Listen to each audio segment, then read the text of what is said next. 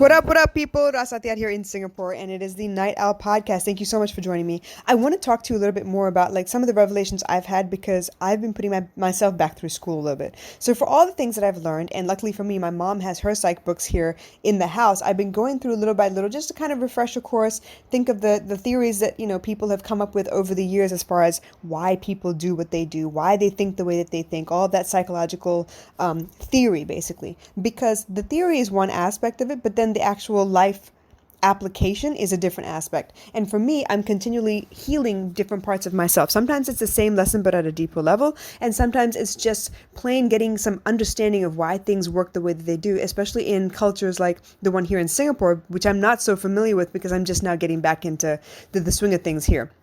So the way things are done in each country is very, very different. It's something that I've had the express privilege of kind of getting a bird's eye view on. Well, maybe not bird's eye view. It's like a land view, right? I'm immersed in the culture itself when I go move into a country.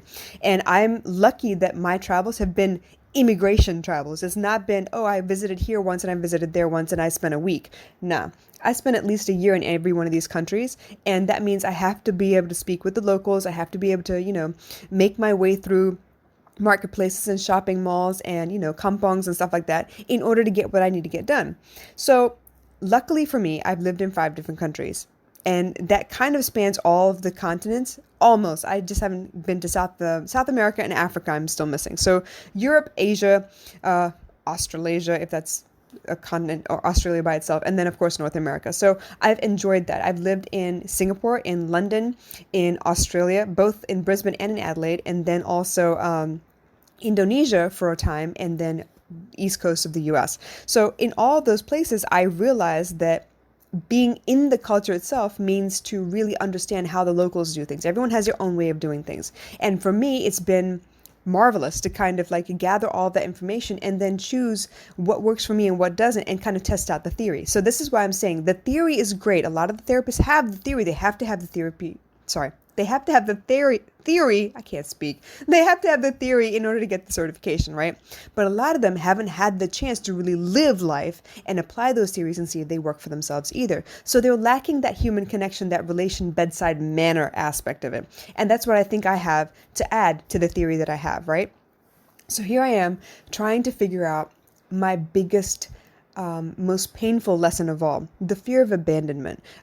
Even as a child, I have had abandonment issues, mostly because my mom, everyone's lives are based on the choices that they've made or have been made for them. And my mom had to go follow my dad as a young woman after giving birth to me off to the UK to help support him in his endeavors to finish his schooling.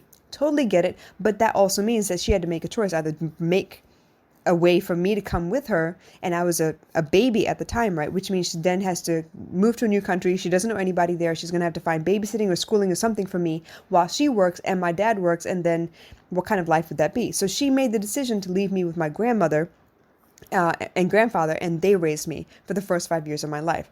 Now, there are parts of my life after the fact that I looked at that and I was like, well, how, in what mind, in what dimension did you find it in your heart to leave me behind? And it's been one of those questions that kind of like follows me throughout my life. I've always wondered why is it so easy for people to leave me behind? Like, am I not good enough to keep or something? Or stuff like that. So those questions have been in the back of my mind for a long time. And for the most part, it took a while to gain the courage to not accuse my mom of leaving me, but to ask the question of why. What happened in your life that you thought that this was a better decision? Because obviously, if she really wanted me around, she would have found a way to keep me around. But if this was a better solution as far as quality of life for me, then this is what she decided to do. So it took me a while and a lot of maturity to get out of my own way and my ego. I'm like, oh my God, you left me. And to ask the question to understand where she was at in order to have to make that decision. Not an easy decision. I know she cried her eyes out for a long time over the fact that she had to leave me behind. I get it, okay? But that also affected our bond. We have never had that mother-daughter bond outside of like the fighting like cats and dogs, absolutely, but we have been only recently working on creating that bond where we actually really connect with each other, and we are more like mother and daughter now than we have ever been. This is the best our relationship has ever been. But that took a lot of courage on both our parts to open up and to answer some very difficult questions. Now, she comes from a generation where she's never had to explain herself. Why? Because her parents never had to explain themselves. You took it at face value, did what you were told.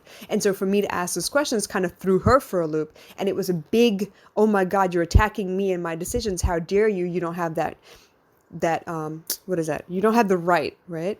And it was difficult. So from that point on, I started looking at it like, okay, well, I have this fear of abandonment. It's been there all the while. And while I'm pretty good, I can do things by myself. I'm pretty damn independent. I still need to figure out why I have this fear, because it stops me in a lot of ways from really opening up to people and really showing the love that I want to show. I know what I want to do. I know the kind of relationships that I want to have in my life, but because they might leave, I don't want to give my all. And I know you guys understand that part, because a lot of you, once you've been hurt, don't want to fall for that shit no more.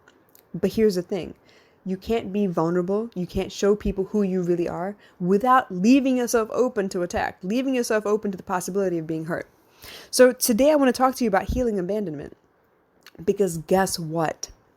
The only path towards the healing is through the pain, which means I had to understand why people abandon. It's not because of me, it's for them at some point, right?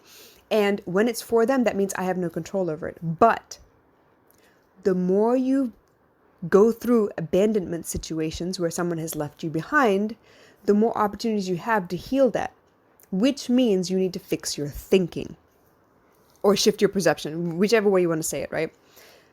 So I've been looking at my life and the amount of people I've lost along the way. And instead of thinking about the fact that, oh my God, they left me, I keep trying to think of, okay, well, they left for themselves. But then how do I stop myself from being afraid and then holding myself back, as in getting in my own way and self-sabotaging some of these relationships? The only way for me to heal my abandonment issues is to be continually abandoned and deal with it, okay? This is how I'm seeing it right now. And it might be off the wall crazy. You might think I've lost my shit altogether and what the hell is she talking about? But hear me out. Every time somebody walks away from me, every time somebody stops responding the way that they used to, every time somebody just decides to cut me off, I have to sit with myself. I have to deal with that. I have to deal with the pain of the loss. I have to look at the relationship and see, because I want an answer, right? I want to justify this, that it's not my fault. Or if it is my fault, I want to know so that I can maybe fix it because this person matters to me. But all you can do in those moments is to understand they did the best for themselves. And if you can, you're going to reach out and ask, hey, did I do something wrong? Because if you can eliminate yourself as the cause of problems for them, then maybe you can support them instead in whatever it is that they're trying to do. But the hardest part is to ask that question, if it was you or not that caused a rift in the relationship, and then you have to be ready to receive the answer.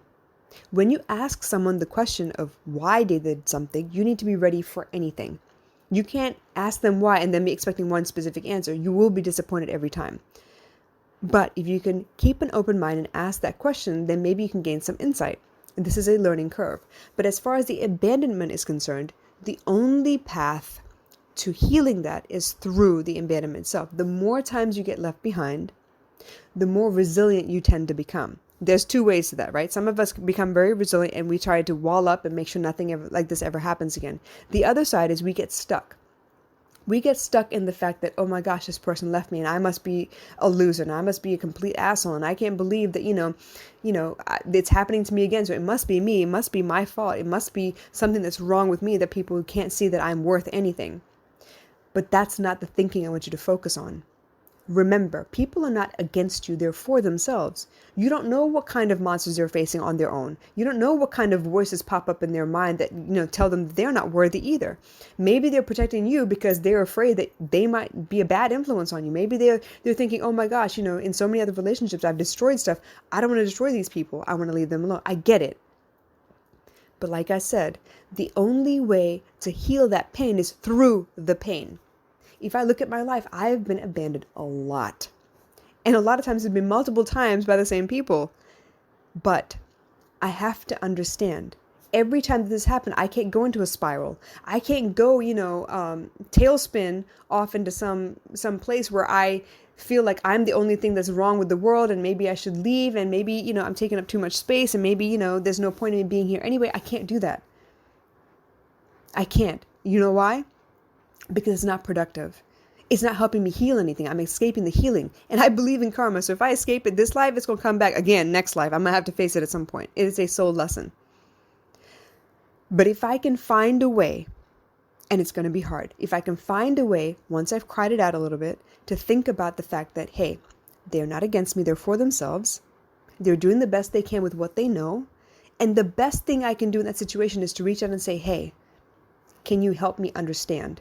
And if they can't, they might not have the words. They might not be able to figure it out for themselves, but they know they need space from you at the moment. The best thing you can do at that point is just work on yourself. If you can't figure out if you can be part of the solution, the best thing for you to do in that moment when you're being abandoned or you feel abandoned is to work on yourself. How do you continue to love yourself regardless of who comes and goes in your life? And that is the hardest lesson of all. How do you continue to love yourself, respect yourself, feel like you are worth something, especially in the face of these kinds of traumas? And trust me, they are traumas because they affect the way you see yourself. Anything that happens to you that affects the way you see yourself, good or bad, is a major life lesson for you. When someone breaks up with you, when someone leaves you behind, when a friendship breaks all of a sudden, and trust me, I've had plenty of all, okay? How do you stand firm and see yourself as still worthy?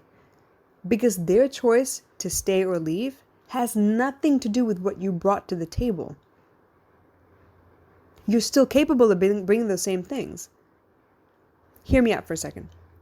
I have a client who is very talented. She is beautiful. She has a kind soul. She is very open and inviting and warm and loving. And she has always been these things, because if you talk to her friends, they'll tell you the same thing. Oh, she's been like that since like day one. Okay? She's very friendly. She's very outgoing. She knows everybody. You can't take her nowhere. Somebody's going to be like, oh my God, hey, what's going on? Okay? They love her. She got into a relationship and it was not a great relationship. But because it was exciting for a time, and it was something she wanted at a time, she fell head over heels. She was very, very happy, or so she thought. And then it started taking a downturn. It started changing. Their true colors came out, and she was kind of caught up in the midst of all of that. Now she's looking at it like, okay, well, I don't want this relationship anymore. But she can't seem to get over the fact that she feels that she's less of a person now than she was before. And my job as her counselor, her friend, her therapist, her coach, is to remind her that all those things that she used to be before the relationship, she's still capable of now, post-relationship. She just has to remember. A lot of times in relationships, we adjust ourselves, right? We shut off pieces of ourselves because we want to be pleasing to the partner. I get it. It's natural. You want to speak their love language. You want to deliver. You want to make sure that, they feel comfortable being around you. I get it. I've done it so many times. But the trick to that is the things that you love should not be things you give up either. My idea of the perfect relationship is I have my space and I can do my things and you support me. And maybe there are things that you really don't like and it really upsets you and it triggers some of your pain. We work through it together. But that doesn't mean I stop doing what I'm doing. Maybe I reduce a little bit, but I don't stop. Because once I stop doing things, you're going to think that I'm going to cut off pieces of myself to fit you, and it's not going to happen. Because if that happens, when we break up, it's going to be major. So I keep telling her, hey, the things you were capable of doing back then, you're still capable of doing. You still have a network of people around you. You still have people who remember who you were before the relationship. They're waiting for you to come back after this relationship. And no, you're not going to be the same person. You're going to be better because you know better now. I need you guys to realize that it's only through these pains that you get to heal and become better versions of yourself. The more heartbreaks you go through, the less bullshit you stand for. And that is the whole point. The more abandonment you go through, the more resilient you become because you realize you have not really changed. In some instances, rare instances, probably you picked up a couple bad habits, but that's nothing you can't change. That's okay. If it's destructive to you, it's probably destructive to the relationship. But for the most part, the more of these opportunities that you have to love, to heal your abandonment, to heal your fear of rejection, the better you get at facing those fears and getting through them. So please, if you're looking to heal, if you're looking to become your best version of yourself, you gotta stop reducing yourself in situations. You gotta show up full force as yourself 100% in every possible situation. Now, maybe you're very outspoken, you're very gregarious, you have a lot of energy, and in an office setting, maybe that's not appropriate. Okay? I'm not saying cut that part of you out completely, but I'm saying you're going to do what you need to do to get through those office hours, and then you're going to find a way to honor that part of yourself that really loves to be outgoing and gregarious and loud and happy. The point is not to shut yourself off completely. You need avenues to satisfy those needs that you have. And in another lesson, I will talk about the human needs. But right now, I need you to understand. Stop avoiding those things that you've faced before that caused pain.